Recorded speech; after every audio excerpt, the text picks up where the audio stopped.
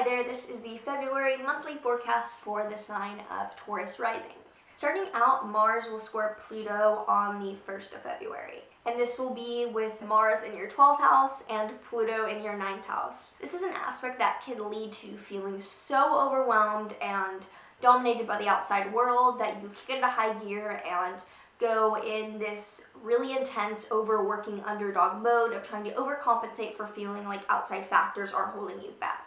So with the 9th and 12th houses square to each other here, there is the chance of feeling really inadequate or not seen for your accomplishments in the area of education or your spiritual growth or any degrees you've worked for, any certifications. You can feel like they aren't being recognized or that you have some sort of subversion going on from the outside world that's keeping you from being recognized. So be aware of those and see what they're pointing out. Maybe you're having realizations of not getting the treatment you deserve, but be wary of taking on a really woe is me attitude and then operating from a place of immaturity or anger out of that. On the 3rd, Venus will enter Capricorn in your 9th house, which brings some ease to the matter.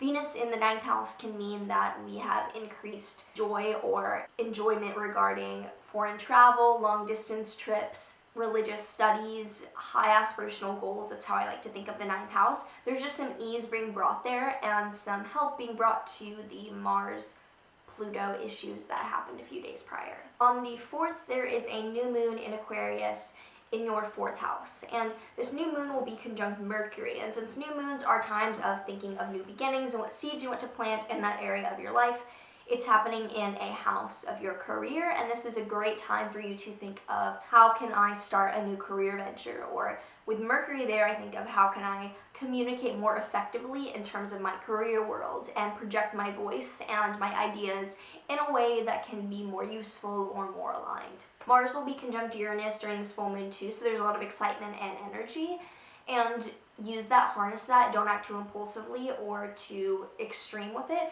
but use that drive because there is a lot of electricity in this new moon, and there's the possibility to feel really empowered about going after the changes you want to begin in your area of work. On the 6th, Uranus will be at the last degree of Aries.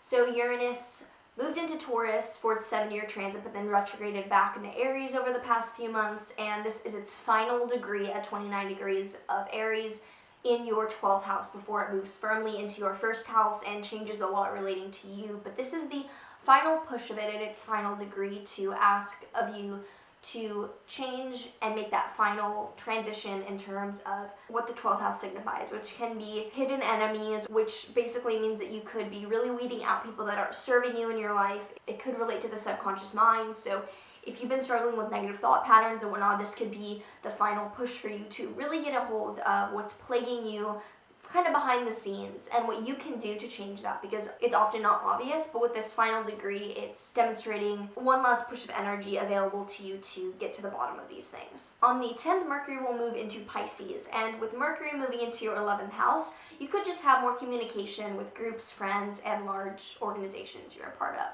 On the 12th, Mars will conjunct that Uranus in Aries in that final degree. And so on the 12th, I would just be aware of the possibility of something not in your best interest kind of coming out of nowhere really clearly. You don't have to be paranoid, but there is the chance here of not getting the full story on something that's not in your best interest and having it really affect you. So be mindful, be careful, especially if you have a date chart, because Mars is your malefic, contrary to Seth. So just something to think about. On the 14th, Mars will move into Taurus, and it will come into your 1st house.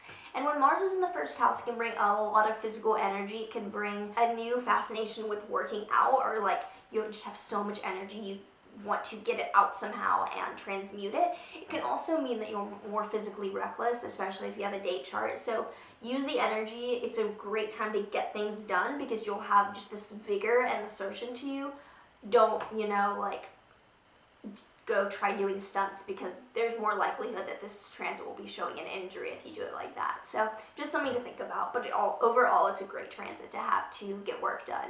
On the 18th, Chiron will move into Aries, and Chiron is not a planet, it's an asteroid, but it will be in Aries in your 12th house until 2027, and Chiron asks for us to rethink where we're giving our personal power away or where we have wounds we're not dealing with, and with it being in your 12th house, after there was a lot of changes in terms of your 12th house matters, this is giving you an opportunity and asking you to heal what might have been going on there. Because with what was happening in your 12th house, there could have been things coming to light of people around you or situations that you did not realize were not in your best interest, and you did not either have the ability to see, or you chose not to see, and now you might feel kind of wounded or kind of hurt by people or situations that had to leave because they weren't benefiting you. And this is a transit that's great for really noticing where we're wounded or hurt and being able to solve that. On the 18th, the sun will move into Pisces in your 11th house, and it'll just bring more focus to that area of life regarding groups, friends, organizations, social gatherings. So there just might be more activity in that area of your life during Pisces season.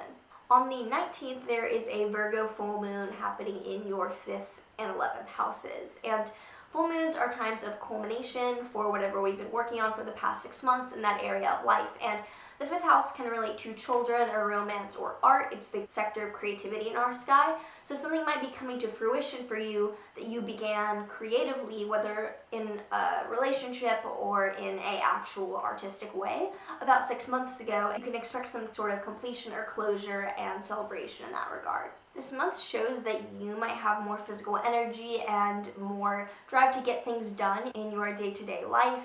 And there's also more activity behind the scenes for you to do some soul searching or healing, or tying up loose ends from a lot of changes that may have taken place in your mental world over the past few years, and beginning to find closure there. So I hope this was helpful. I do private consultations at the link below. Like, subscribe, and I will see you soon.